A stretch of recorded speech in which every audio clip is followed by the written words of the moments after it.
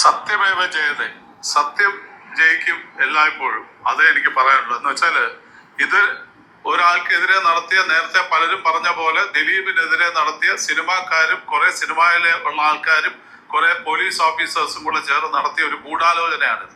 അത് ഇന്നുമല്ല, ഇതിനു മുമ്പ് ആദ്യം പോലെ ഞാൻ ദിലീപിനെ ജയിലിൽ പോയി കണ്ടിട്ട് വന്നിട്ട് എൻ്റെ ആദ്യത്തെ പ്രതികരണം അതായിരുന്നു. ദിലീപിനെതിരെ ഒരു ഗൂഢാലോചന നടത്തി ദിലീപിനെ പിടിച്ചകത്തിട്ടിരിക്കുകയാണ്.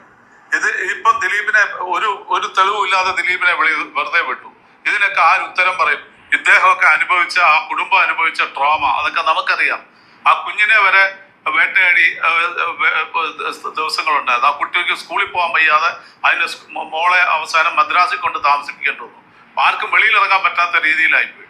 അത്രയ്ക്ക് ഒരു ട്രോമയാണ് ആ കുടുംബം മുഴുവൻ അനുഭവിച്ചത്. അതിനൊക്കെ ആരുത്തരം പറയും?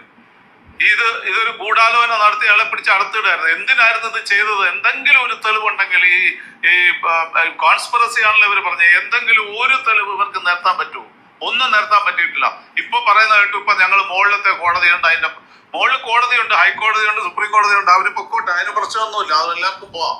പക്ഷെ ഈ ഒരു 10 കൊല്ലം ഒരാളെ ഇട്ട് ഏറ്റവും ഉന്നതങ്ങളിൽ നിന്ന ഒരു താരത്തിനെ അയാളെ എന്തുമാത്രം ഹരാസ് ചെയ്തെന്ന് ആലോചിച്ച് നോക്കണം. പോലീസ് മാത്രമല്ല, ഈ പൊതുസമൂഹവും അദ്ദേഹത്തിനെതിരെ എന്തുമാത്രം ഹരാസ്മെന്റ് സഹിച്ച ഒരു ആളാണ് ദിലീപ്. ഇതിനൊക്കെ ആരുത്തരം പറയും? എന്തുമാത്രം പ്രശ്നങ്ങൾ ഉണ്ടാക്കി, എത്ര കോടിക്കണക്കിന് രൂപ മുടക്കേണ്ടി വന്നു ഒരാള്. ഇതിനൊക്കെ എല്ലാരും ഈ പൊതുസമൂഹമാണ് ഉത്തരം പറയേണ്ടത്. അവരും ഇതിൻ്റെ അകത്തൊരു ഭാഗവാക്കാണ്. ഇതിനകത്ത് ഒത്തിരി പേര് ഇയാൾക്കെതിരെ പറഞ്ഞവരുണ്ട്. എല്ലാ കാര്യം വരുമ്പോഴും അമ്മയെ തല്ലിയാലും 2 ഭാഗം ഉണ്ടാവും. എങ്കിലും ഇവിടുത്തെ ഒത്തിരി മാധ്യമങ്ങളും പൊതുസമൂഹത്തിലെ ഒരു മറ്റേ ആൾക്കാരും കൂടെ ചേർന്ന് ടാർണിഷ് ചെയ്യായിരുന്നു അയാളുടെ ഇമേജിനെ. എന്നിട്ടും അയാൾ പിടിച്ചു നിന്ന് പടങ്ങൾ ചെയ്ത്.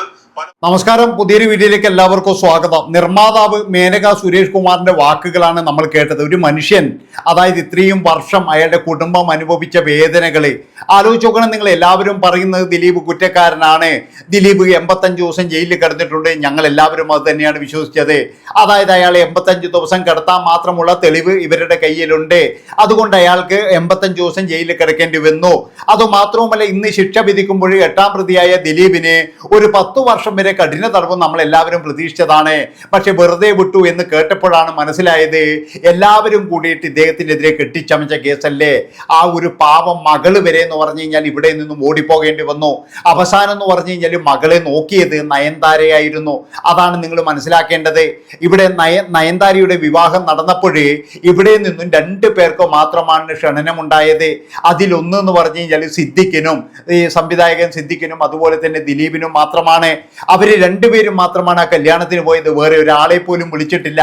ആ നയൻതാരയാണ് ദിലീപ് എന്ന് പറയുന്നയാളുടെ മകളുടെ ലോക്കൽ ഗാർഡിയനായിട്ട് അവിടെ മദ്രാസിൽ നിന്നത്.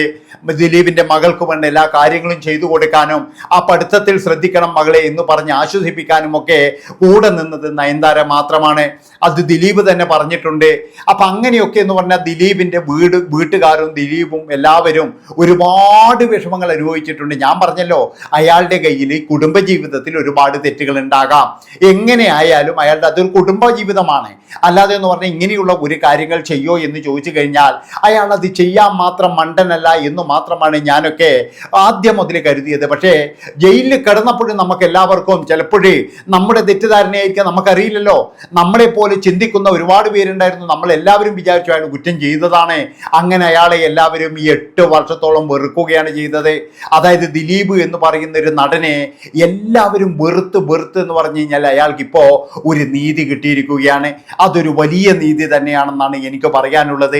ഈ സുരേഷ് കുമാറിനെ പോലെയുള്ള ഒരുപാട് പേര് അദ്ദേഹത്തെ എന്താ പറയേണ്ടത്, പുറകുന്ന് കുത്താതെ, ഇനി നല്ലതും പറയേണ്ട ദോഷവും പറയേണ്ട, പുറകുന്ന് കുത്തിയിട്ടില്ല. അതിലെന്ന് പറയുന്ന സുരേഷ് കുമാറിനെ പോലെയുള്ള ആൾക്കാർക്ക് അഭിമാനിക്കാം എന്നാണ് എനിക്ക് പറയാനുള്ളത്. ഇവിടെ പല ആൾക്കാരും എന്ന് പറഞ്ഞാൽ പല തന്ത്രങ്ങളും പല കഥകളും പല കാര്യങ്ങളും ഒക്കെ ആയിട്ട് വന്നു. അവരൊക്കെ എന്ന് പറഞ്ഞാൽ സിനിമാ മേഖലയിൽ ദിലീപിനോട് എതിർപ്പുള്ളവരും അതുപോലെ ദിലീപിനെ ഇഷ്ടമില്ലാത്തവരും തന്നെയായിരുന്നു. അവസാനം എന്ന് പറഞ്ഞ മഞ്ജുവാരുടെ പേര് പറഞ്ഞിട്ടായിരുന്നു എല്ലാവരും വന്നത്. പക്ഷെ നമുക്ക് എല്ലാവർക്കും അറിയാം, ഇന്ന് ഇറങ്ങിയപ്പോഴും മഞ്ജുവാരുടെ പേര് പറഞ്ഞു എന്ന് പറഞ്ഞിട്ട് ഇവിടെ ഒരുപാട് ആൾക്കാർ ഭയങ്കരമായിട്ട് എന്താ പറയേണ്ടത് ദിലീപിനെതിരെ വീണ്ടും വന്നിട്ടുണ്ട്. മഞ്ജു നിനക്കെതിരെ ഭീഷണിയാണ്, ഇല്ലെങ്കിൽ നിനക്ക് ഇതാണ് എന്നൊക്കെ പറഞ്ഞിട്ട് എൻ്റെ പൊന്നു സുഹൃത്തുക്കളെ, അയാൾ അതിൽ നിന്നും ഇറങ്ങിയപ്പോഴേ അയാൾ എങ്ങനെയാണ് ഇതിൽ പ്രതിയായത് എന്നുള്ള കാര്യം വിശദീകരിച്ചു എന്ന് മാത്രമേ ഉള്ളൂ. അതല്ലാതെ അയാൾ മഞ്ജുവാരുടെ നിങ്ങൾ എന്തെങ്കിലും ഇതാക്കണമെന്നോ അല്ലെങ്കിൽ മഞ്ജുവാരുടെ പുറകിൽ പോയിട്ട് കേസ് കൊടുക്കുക ഇതൊന്നും അയാൾ പറഞ്ഞിട്ടില്ല. ഇല്ലാത്ത കാര്യങ്ങൾ ഉണ്ടാക്കുക എന്നുള്ളതാണ് ഇവിടെയുള്ള ചില ആൾക്കാരുടെ ശൈലി. അത് ദിലീപിനോടുള്ള വിരോധമാണ്, അല്ലാതെ വേറെയൊന്നുമല്ല. ദിലീപിനെ മാത്രമാണ് ഇവർക്ക് വിരോധം. ഇവിടെ ഇപ്പോഴും എന്ന് പറഞ്ഞാൽ പൾസർ സോനിയെ വെറുതെ വിട്ടു കഴിഞ്ഞാൽ ഇവർക്ക് ഒരു കുഴപ്പമില്ല. പക്ഷെ ദിലീപിനെ ശിക്ഷിക്കണം, ഇതാണ് ഇവരുടെ തീരുമാനം. ദിലീപ് എന്ന് പറയുന്ന ഒരു വൻ വൃക്ഷം ഇനി ഇവിടെ വളരാൻ പാടില്ല. അയാൾ എങ്ങനെയെങ്കിലും നശിച്ച് നാരായണക്കല്ലായി പണ്ടാരടങ്ങി പോകണം എന്നാണ് ഇവിടെയുള്ള ചില മാധ്യമ ജഡ്ജിമാർ വിധിച്ചത്. അതാണ് നിങ്ങൾ ആലോചിച്ച് നോക്കേണ്ടത്. അത്രത്തോളം ദിലീപിനെ വേട്ടയാടി ദിലീപിൻ്റെ കുടുംബം മുഴുവൻ ഇവിടെ നിന്നും ഓടിപ്പോകേണ്ടി വന്നു. ദിലീപിൻ്റെ മകൾക്ക് ഇവിടെ പഠിക്കാൻ കഴിയാതെ ഇവിടെ നിന്ന് പിന്നെ മദ്രാസിൽ പോകേണ്ടി വന്നു. അങ്ങനെ എന്ന് പറഞ്ഞു കഴിഞ്ഞാൽ അത്രത്തോളം അനുഭവിച്ചു. ഏതായാലും ആ മകൾക്ക് അന്ന് പ്രായപൂർത്തിയായിട്ടുണ്ടാവില്ല എന്നാണ് എനിക്ക് തോന്നുന്നത്. അതുകൊണ്ട് തന്നെ എന്ന് പറഞ്ഞാൽ ആകാത്ത ഒരു മകളുടെ അച്ഛനെ ഇതുപോലെ ചെയ്തതിൽ ശരിക്കും പറഞ്ഞു കഴിഞ്ഞാൽ ഇവിടെയുള്ള ആർക്കൊന്നും മിണ്ടാട്ടമില്ലേ? അതാണ് എനിക്ക് ചോദിക്കാനുള്ളത്. ആ കുട്ടിക്ക് എന്ന് പറഞ്ഞു കഴിഞ്ഞാൽ എനിക്ക് തോന്നുന്നത് ഈ ഒരു സംഭവം നടക്കുമ്പോഴേ ഒരു 10-17 വയസ്സെങ്ങാനും ഉണ്ടാവുള്ളൂ. ആ ഒരു ഈ 17 വയസ്സുകാരിയോ ഇല്ല 15 വയസ്സുകാരിയുടെ മുന്നിൽ ഈ ഒരു ട്രോമയും കാര്യങ്ങളൊക്കെ ഉണ്ടാക്കിയ ഇവിടുത്തെ ആൾക്കാരോട് എനിക്ക് ചോദിക്കാനുള്ളത്, അവർക്കെതിരെ കേസെടുക്കാൻ ഒരു നിയമവും ഇല്ലേ? അതാണ് ചോദിക്കാനുള്ളത്. ഒരു കുടുംബത്തെ മുഴുവൻ വേട്ടയാടുക എന്തൊരു മനുഷ്യന്മാരാണ്. അതാണ് ഞാൻ ആലോചിക്കുന്നത്. ഇല്ലാത്ത തെളിവുകളാണെന്ന് പറയുന്നത് എന്തെങ്കിലും ഒരു തെളിവുണ്ടോ? ഇവർ പറയുന്നത് എന്താ മേൽക്കോടതി ഉണ്ട് എന്ന്. അതെന്താ ഈ കോടതി പോരെ? ഈ കോടതിയിൽ എന്താ ഇനി മേൽക്കോടതിയിൽ പോയിട്ട് ഇതിലും കൂടുതൽ ശിക്ഷ വാങ്ങിക്കാനാണോ? എനിക്കറിയില്ല. അതായത് ഇവിടെയുള്ള അന്വേഷണ ഉദ്യോഗസ്ഥന്മാരെയാണ് ആദ്യം തന്നെ എന്ന് പറഞ്ഞു കഴിഞ്ഞാൽ ചോദ്യം ചെയ്യേണ്ടത്. ഇത് എവിടുന്ന് കിട്ടി, എന്ത് കിട്ടി എന്നൊക്കെ ഇവരാണ് പറയേണ്ടത്. ഇവർ പറയുന്ന കാര്യം മാത്രമേ നമുക്കറിയുള്ളൂ. ദിലീപിനെ പിടിച്ചു കൊണ്ടുപോയി 4 മണിക്കൂർ ചോദ്യം ചെയ്തു, 5 മണിക്കൂർ ചോദ്യം ചെയ്തു, അറസ്റ്റ് രേഖപ്പെടുത്തുന്നു, അവരങ്ങ് കൊണ്ടുപോകുന്നു. അവസാനം ദിലീപിനെതിരെ ഇവിടെയുള്ള നികേഷ് കുമാറിനെ പോലെയുള്ള ഹർഷനെ മറ്റേ ഇവനുണ്ടല്ലോ, ഉണ്ണി ബാലകൃഷ്ണന്റെ അനുജയുണ്ടല്ലോ, വേണു ബാലകൃഷ്ണൻ, അവരെ പോലെയുള്ള ആൾക്കാരുകൾ എന്തൊക്കെ പ്രഹസനങ്ങൾ എന്തൊക്കെയാ പറഞ്ഞ് എഴുതി പിടിപ്പിച്ചത്. ഏതായാലും അവർക്കുള്ളൊരു വീഡിയോ ആയിട്ട് ഞാൻ പിന്നീട് വരാം. അങ്ങനെ പലരും എന്ന് പറഞ്ഞു കഴിഞ്ഞാൽ ദിലീപിനെ ഇവിടെ കുടുക്കാൻ വേണ്ടിയിട്ടും ദിലീപ് എന്ന് പറയുന്ന ഒരു മനുഷ്യൻ്റെ വളർച്ചയിൽ അസൂയ പൂണ്ട, അല്ലെങ്കിൽ അങ്ങേര് ഡേറ്റ് കൊടുത്തിട്ടുള്ള ഇല്ല എന്നുള്ള ഒറ്റ കാര്യം കൊണ്ടും ഇവിടെ പലതരത്തിലെന്ന് പറഞ്ഞാൽ ദിലീപിനെ ദ്രോഹിച്ചവന്മാർ തന്നെയാണ്.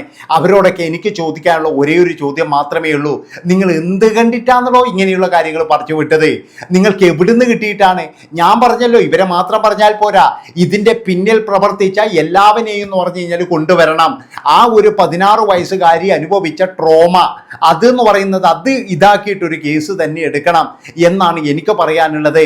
ആ കുട്ടി അനുഭവിച്ച കാര്യങ്ങൾ ഞാൻ പറഞ്ഞല്ലോ, ഇവിടെ പല കേസുകളും നടക്കുന്നുണ്ട്. അതൊന്നും ഇവന്മാർ മിണ്ടത്തില്ല. പല ആൾക്കാരെയും വെറുതെ വിടുന്നുണ്ട്. സാക്ഷികളെ ഭീഷണിപ്പെടുത്തുന്ന ടീമിലെ കേസ് വരെയുണ്ട്. അതൊന്നും ഇവന്മാരെ ഒരു മാധ്യമ പ്രവർത്തകരോ അതൊന്നും മിണ്ടൂല. അതൊക്കെ മിണ്ടാതെ അവർക്കെല്ലാവർക്കും ദിലീപിന്റെ ചോര ഇത് വേണം, അത് മാത്രമേ വേണ്ടൂ. നന്ദി, നമസ്കാരം. അടുത്ത വീഡിയോ ആയിട്ട് വരാം. Bye bye.